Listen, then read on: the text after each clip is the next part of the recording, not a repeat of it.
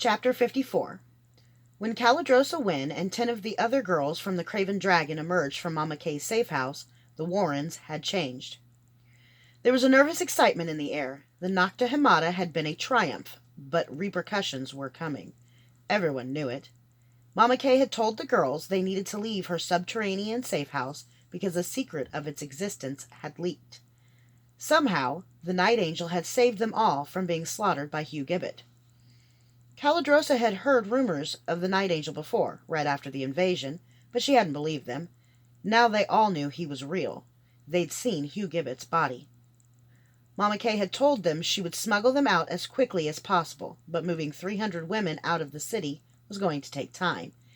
They had ways to get around or under the God King's new walls, but it wasn't easy. Calidrosa Wynne's group was supposed to go tonight.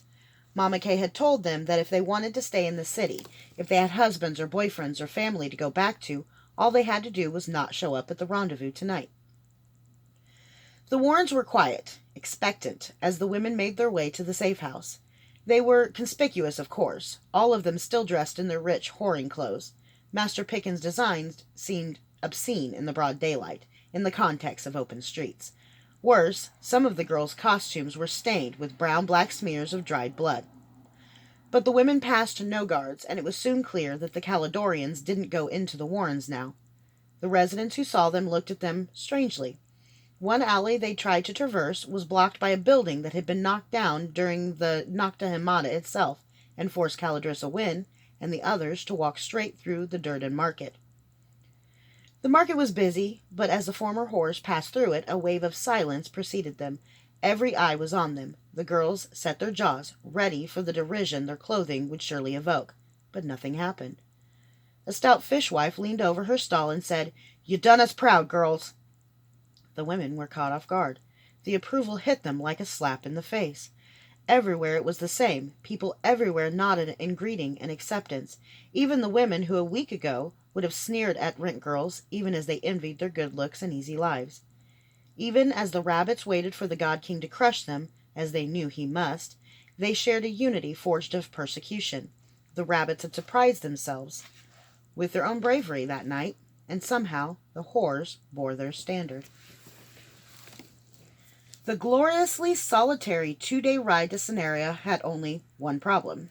There was no irritating child, no domineering hag, no verbal sparring, no humiliation, but the time gave Vi an opportunity to see how flimsy her plans were. The first plan was to go to the God King. It had seemed great for about 5 minutes. She'd tell him that Kyler was dead. She'd tell him Jarl was dead. She'd ask for her gold, and she'd leave. Right. Sister Ariel's musing about the spell on Vi were far too specific to be guesses. They were also far too plausible. Vi would either have a short leash or a long leash, but she'd have a leash. Gareth Ursel had promised to break her. It wasn't the kind of promise he'd forget. In truth, Vi felt broken already. She was losing her edge. It was one thing to feel bad for killing Jarl. Jarl had kept her alive. He'd been a friend and someone who had never demanded the use of her body. He hadn't been a threat, physically or sexually. Kyler was a different matter altogether, and yet even now, riding slowly through the streets of Scenaria, her hood closed around her face, Vi couldn't stop thinking about him. She was actually sorry he was dead, maybe even sad. Kyler had been a damn good wet boy, one of the best. It was a shame he'd been killed with an arrow, probably from hiding. Not even a wet boy could stop that. "That's it," Vi said aloud. "Could happen to anyone. Makes me realize my own mortality. It's just a shame." It wasn't just a shame. That wasn't what she felt, and she knew it. Kyler had been kind of cute. If you could think kind of cute with a mental sneer. Kind of charming? Well, not that charming, but he did try. Really, it was Uli's fault. Uli had talked and talked about how great he was. Fuck. So maybe she'd entertained a whim that Kyler could be the kind of man who could understand her. He'd been a wet boy, and somehow he'd left it and become a decent person. If he could do it, maybe she could too. Yes, he was a wet boy, but he was never a whore. You think he could understand that? Forgive it? Sure, you go ahead with your little crush, Vi. Bawl your eyes out like a little girl. Go ahead and pretend you could have been an Elaine, making a little home and having a little life. I'm sure it would have been great fun to suckle brats and crochet baby blankets. The truth is, you didn't even have the courage to admit you had a crush on Kyler until you knew he was safely dead. All the things Vi had always hated about women were suddenly showing up in herself. For Nyso's sake, she even missed Uli, like some sort of fucking mother. Well, that was nice. Boo-hoo. Do we feel better now? Because we still have a problem. She sat on her horse outside of Driss and Niall's shop. The bitch witch had said the weaves were dangerous, but Drissa might be able to free Vi from the God King's magic. Looking at the modest shop, Vi thought the smart money was on the God King. The God King would make her a slave. Driss and Niall would either free her or kill her. Vi went inside. She had to wait half an hour while the two diminutive, bespectacled Niles took care of a boy who'd been splitting firewood and buried an axe in his foot. But after his parents took him home, Vi said that Sister Ariel had sent her. The Niles closed shop immediately. Drissa seated her in one of the patient rooms while Trevor drew back a section of the roof to let sunlight in.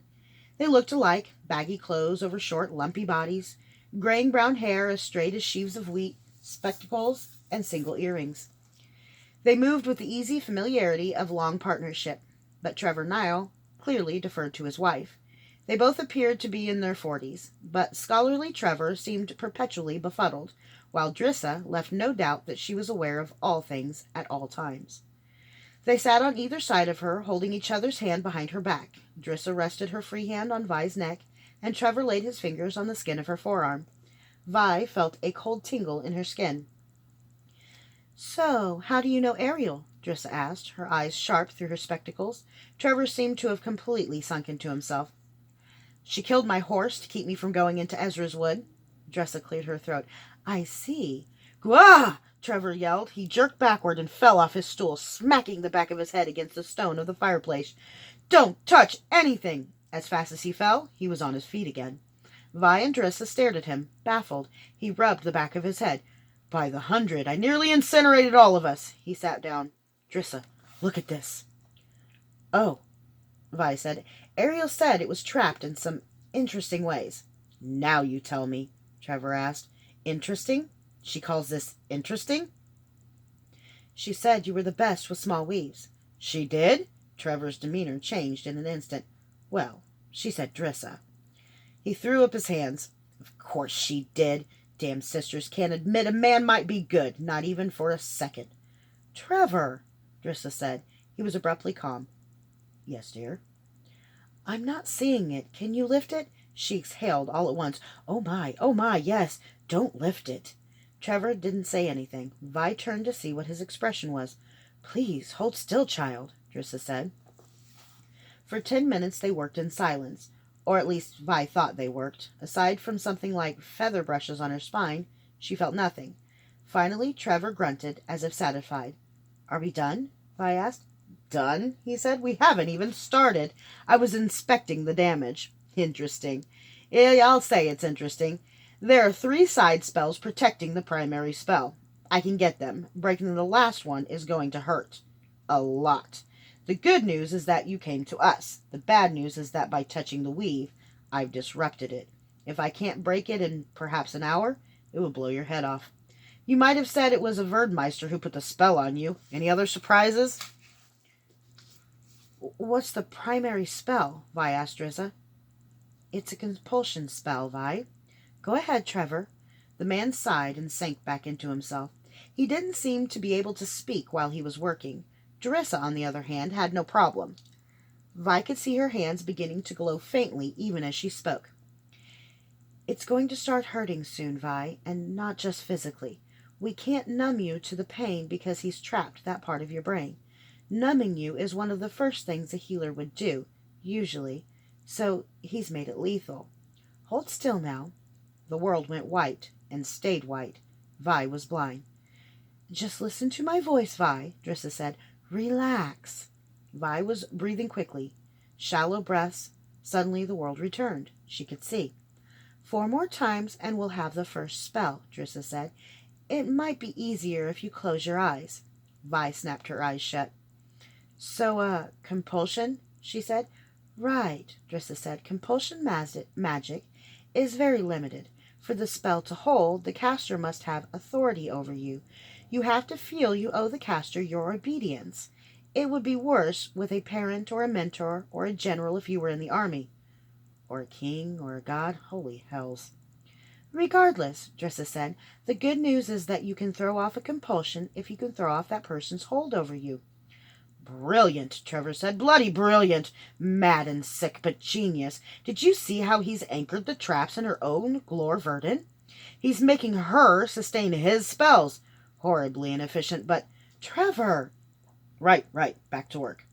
Vi's stomach muscles convulsed like she was throwing up. When it passed, Vi said, Throw it off how? Oh, the compulsion? Well, we should be able to break it this afternoon. It is a little tricky, though. If you try to untie it the wrong way, you just make it tighter. It won't be a problem for you. Vi's convulsing stomach cut off the rest of her question. Magi are forbidden the use of compulsions, but we learn to protect ourselves from them. If you didn't have us, to throw off the compulsion requires an outward sign of an inward change, a symbol to show you've changed your loyalties. You'll have that covered, too, as soon as you take the white dress and the pendant. Vi looked at her blankly. When you enroll in the chantry, Drissa said. You do intend to enroll in the chantry, don't you? I guess, Vi said. She hadn't really thought about the future, but the chantry would be safe from the God King. Two. Ha! Trevor said triumphantly. Tell her about Paletta Vikrasin. You just like that story because it makes the chantry look bad. Oh, go on. Ruin the story, Trevor said. Drissa rolled her eyes. Long story short, 200 years ago, the head of one of the orders was using compulsion on her subordinates, and they didn't find out until one of the magi, Paletta Vigrasin, married a magus. Her new loyalty to her husband broke the compulsion and led to several sisters being severely punished. That was the worst rendition of that story I've ever heard, Trevor said. He looked at Vi. That marriage not only probably saved the chantry, but in the twisted minds of those spinsters it also confirmed that a woman who married would never truly be loyal to the chantry. Can't wait until the chat'll gather and... Trevor, one more? Drissa said. Again, the little man went back to work. Sorry. You'll get more than enough chantry politics soon. Trevor's still bitter about how they treated me after we got ringed. She pulled at her earring. Is that what those mean? Vi said. No wonder she'd seen so many earrings in Wedren. They were wedding earrings. Besides, a few thousand queens out of your purse? Yes. The ringsmiths tell women that the rings will make their husbands more submissive, and they tell men that they'll make their wives more, shall we say, amorous. It's said that in ancient times a ringed husband could be aroused by no woman but his wife. You can imagine how well that sold, but it's all lies. Maybe it was true once, but the rings now barely have enough magic to seal seamlessly and stay shiny. Oh, Nisos. Kyler's note to Elaine suddenly made a lot more sense. Vi hadn't stolen some expensive jewelry. She'd stolen a man's promise of his undying love. Vi had a sick feeling in her stomach again, but this time she didn't think it had anything to do with Trevor's magic. Are you ready, Vi?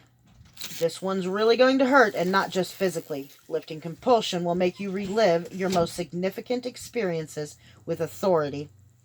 I'm guessing it won't be pleasant for you. Good guess. Drissa Nile was the only one who could help now. Logan was in bad shape. Getting him off of Voss Island had been easy enough, but it had taken time, and Kyler wasn't sure how much of that Logan had left. Logan had been stabbed in the back, and he had all kinds of cuts, including some along his ribs and arm that were red, inflamed, and filled with pus. Few mages had made the city their home for the last couple of decades, but Kyler was starting to believe that the chantry never abandoned any corner of the world. He knew of a woman in town who had a great reputation as a healer, and if anyone was a mage in the city, she was. It better be so.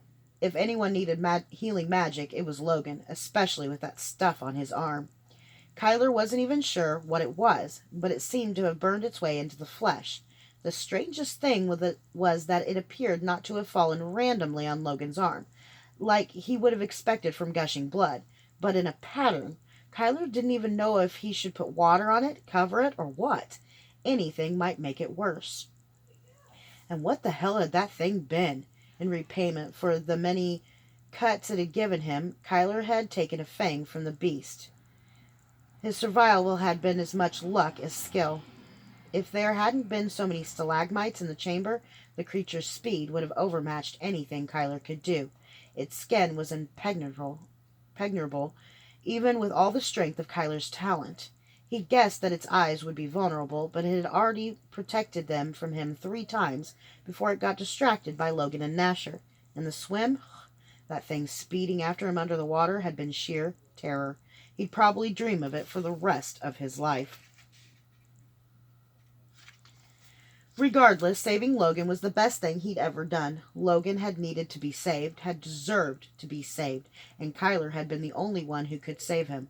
This was Kyler's purpose. This redeemed his sacrifices. This was why he was the Night Angel. He crossed into the Warrens with his odd cargo and loaded them into a covered wagon. Then he drove to Drissa Nile's shop.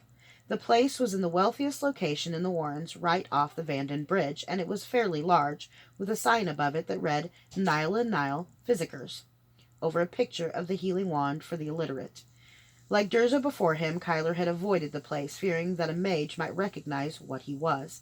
Now he had no choice. He pulled up in back of the shop, grabbed Logan from the bed of the wagon, and carried him to the back door with Nasher following him. The door was locked. A small surge of talent took care of that. The latch burst and wood splintered. Kyler carried Logan inside. The shop had several rooms off of a central waiting area. At the sound of the latch bursting through the frame, a man was emerging from one of the patient rooms, where Kyler glimpsed 2 women talking before the psychicer closed the door. A quick glance confirmed that the front door was barred too. "What are you doing?" he asked. "You can't break in here." "The hell kind of physicer locks his doors in the middle of the day?" Kyler said. As he looked into the physicer's eyes, he knew the man wasn't a criminal. But he did see something else, a warm green light like a forest after a storm with the sun comes through. "You're a mage," Kyler said. He had thought that this man had simply been a front, a male physicer that Drissa Nile had used to take away the attention from her own 2 miraculous cures. He was wrong.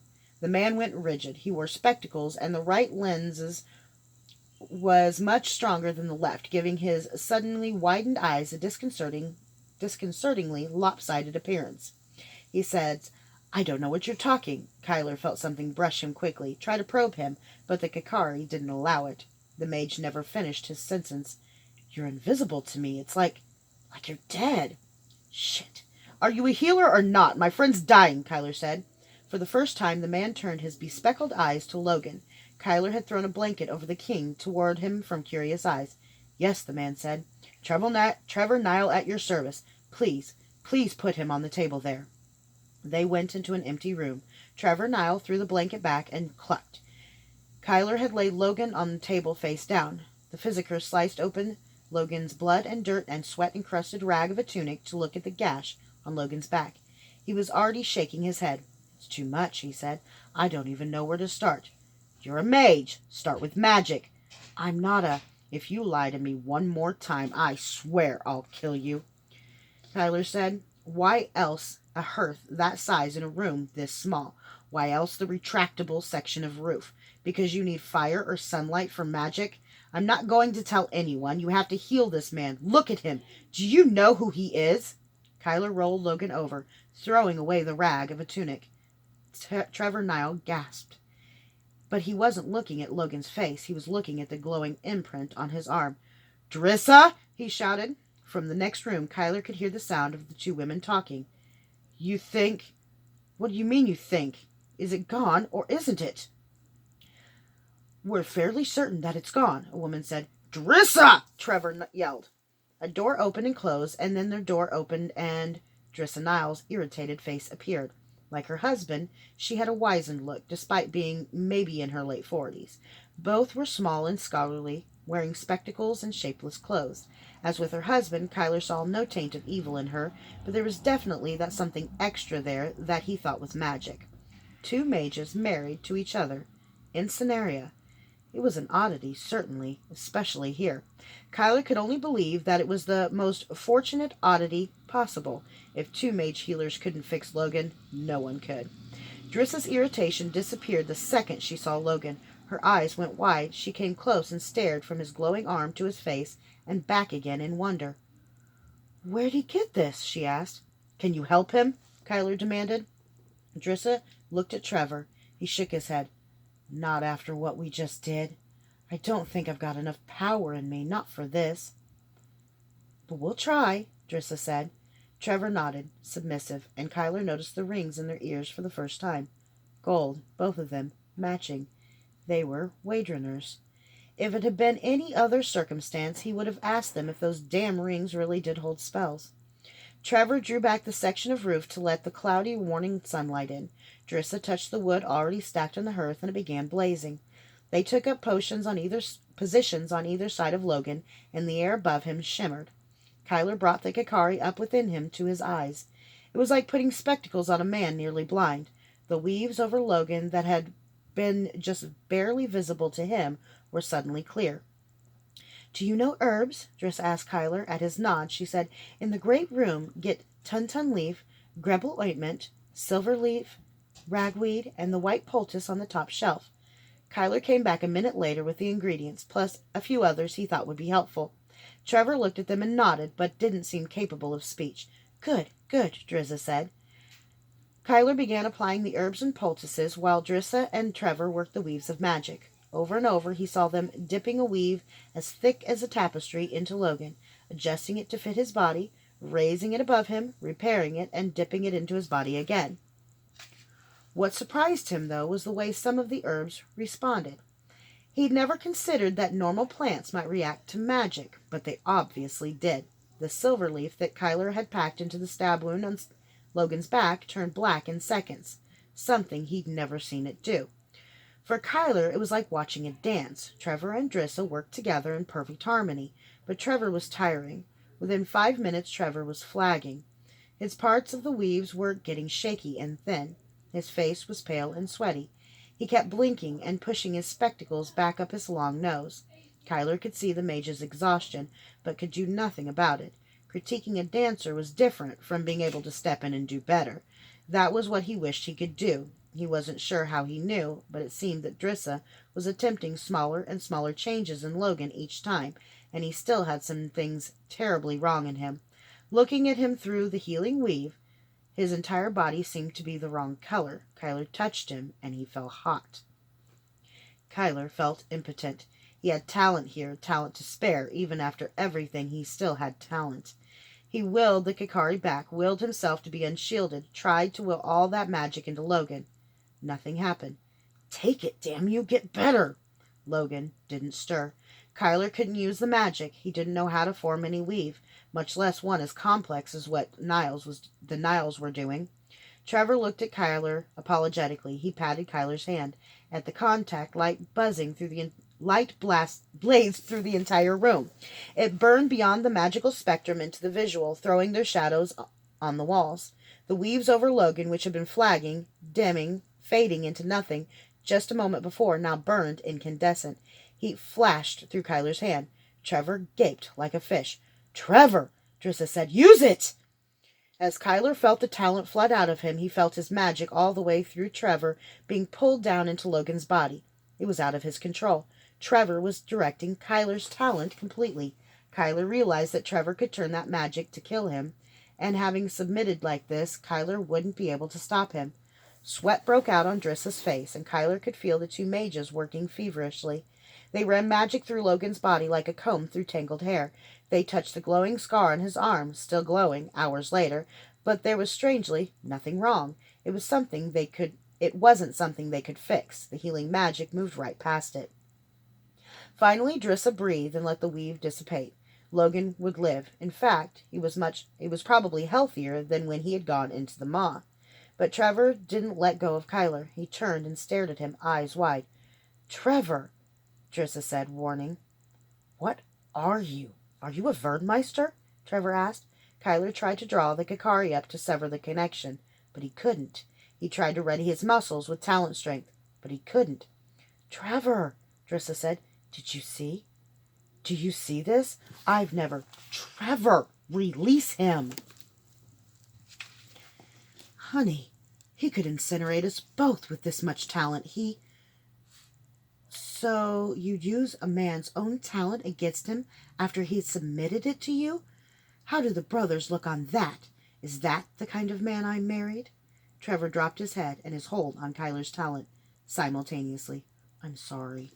Kyler shivered, drained, empty, weak. It was almost as disconcerting to get control of his talent back as it was to give it away.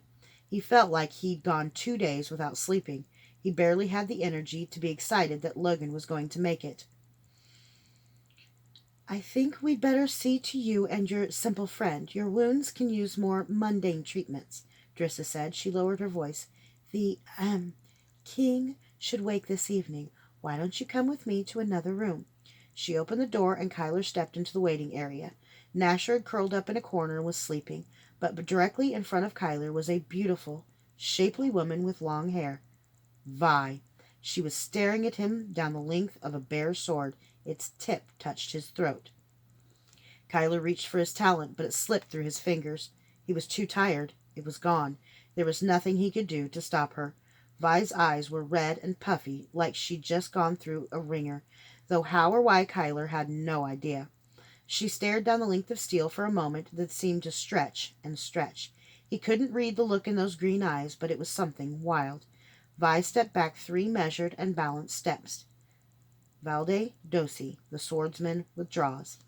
She knelt in the center of the room, bowed her head, pulled her ponytail to one side, and laid the bare sword across her hands. She raised the sword in offering. My life is yours, Kyler. I surrender to your judgment.